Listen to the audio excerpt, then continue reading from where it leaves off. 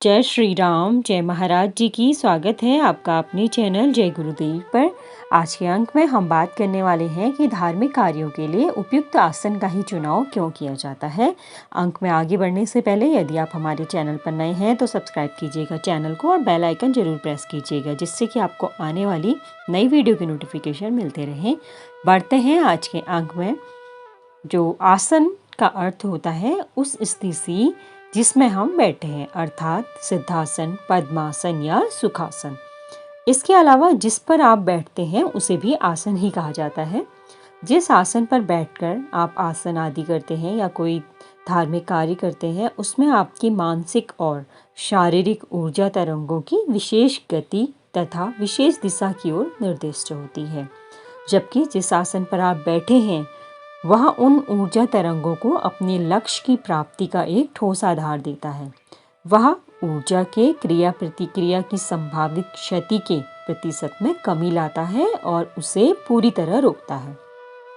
ब्रह्मांड पुराण के तंत्र सार में विविध आसनों की फलश्रुति बताई गई है। खुली जमीन पर कष्ट एवं अड़चने, लकड़ी का आसन दुर्भाग्यपूर्ण, बांस की चटाई का आसन दरिद्रतापूर्ण, पत्थर का आसन व्याधि युक्त, घास फूस के आसन से यश हानि, पत्तों के आसन से बुद्धि भ्रंश और एकहरे झिलमिल वस्त्र का आसन जब तब ध्यान की हानि करने वाला होता है। धातु के माध्यम से विद्युत संक्रमण शीघ्र होता है, लेकिन लकड़ी, चीनी मिट्टी या कुश आदि वस्तुओं के विद्युत संक्रमण नहीं होता। पहले प्रकार के पदार्थ संक्रामक तथा दूसरे प्रकार के असंक्रामक होते हैं। विद्युत प्रवाह के संक्रामक और असंक्रामक तत्वों के आधार पर प्राचीन ऋषि मुनियों ने आसन के लिए विविध वस्तुओं की योजना बनाई। गाय के गोबर से लिपी पुती हुई जमीन, कुश का आसन, मृगाजिन, व्याघ्राजिन एवं ऊनी कपड़ा आदि वस्तुएं असंक्रामक होती हैं। यदि ऐसे आसन पर बैठकर नित्य कर्म, संध्या, साधना या अन्य कोई धार्मिक कार्य किए जाते हैं तो पृथ्वी के अंतर्गत विद्युत प्रवाह शरीर पर कोई अनिष्ट प्रभाव नहीं डालता। इसमें मृगाजिन, व्याघ्राजिन और सिंहाजिन उत्तरोत्तर श्रेष्ठ माने जाते हैं। इस विषय में यजुर्वेद कहता है, कृष्णाजिनम वे सकतस्य योनिः, अर्थात काले मृग का चर्म सभी पुण्यों का जनक है। मृग चर्म का एक चमत्कारी गुण यह भी है कि वह पार्थिव विद्युत प्रवाह से हमारी रक्षा करता है। साथ ही उसके अंगीकृत विशेष ऊर्जा प्रवाह के कारण सत्व गुणों का विकास होता है।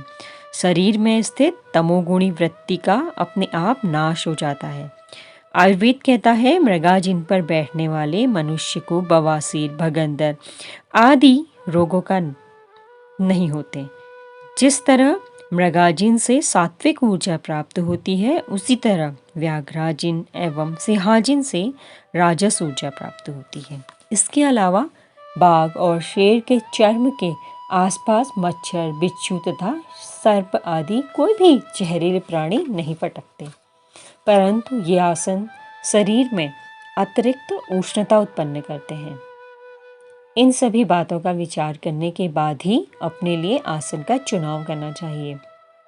यदि दीर्घ काल तक साधना करनी हो तो उपयुक्त में से कोई भी आसन लेना जरूरी है।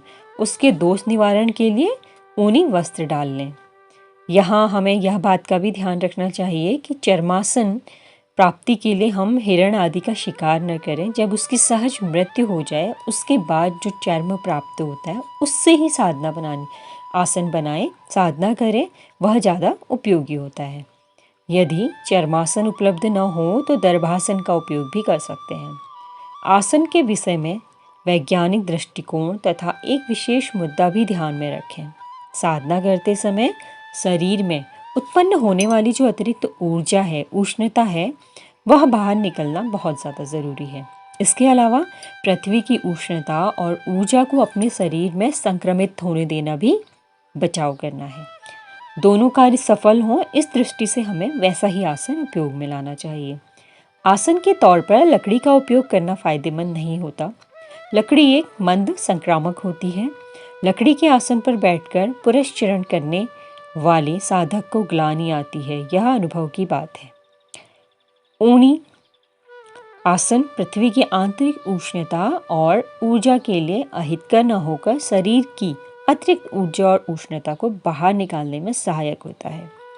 आसन चुनते समय यह ध्यान रखें कि उस पर बैठने से हमारे शरीर की किसी इंद्रिय को कष्ट न हो और जमीन के ठंडे स्पर्श के कारण पैरों में सूजन वगैरह आदि ना आ जाए।